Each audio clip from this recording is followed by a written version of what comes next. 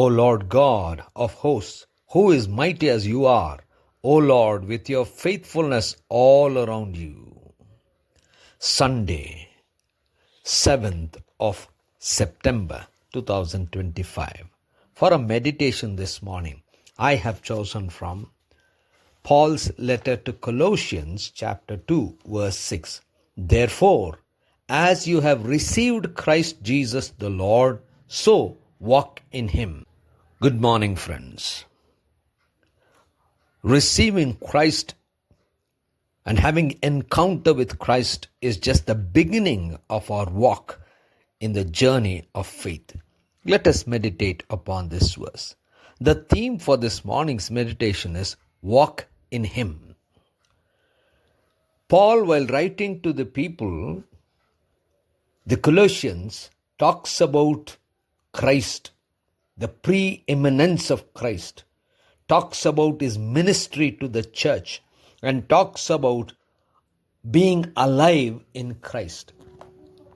Each of the person who understands the gospel has an encounter with the Lord, has an experience with the Lord.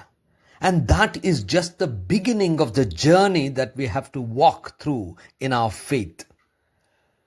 But many of us receive Christ in all humility, with all joy and celebration. But the walk from then is what is the matter of concern, as Paul is rightly telling the people of Colossae. It is one act that we receive Christ, but to walk in him is a journey of life. It's a faith journey where time and again we have to go through a lot of trials, lot of temptations, lot of troubles, lot of situations and circumstances and challenges.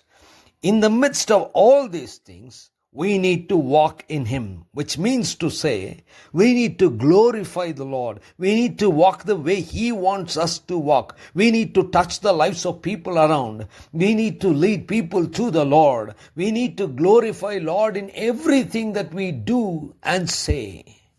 And this is the most difficult part. Accepting Christ is the beginning, but walking in Christ is a journey which will certainly not only influence others, it will also bring us all the more closer to Jesus every day, every moment, when we do things according to his will for his glory. And that is what we are called for. Gracious God, our Heavenly Father, help us, Lord, to walk in you.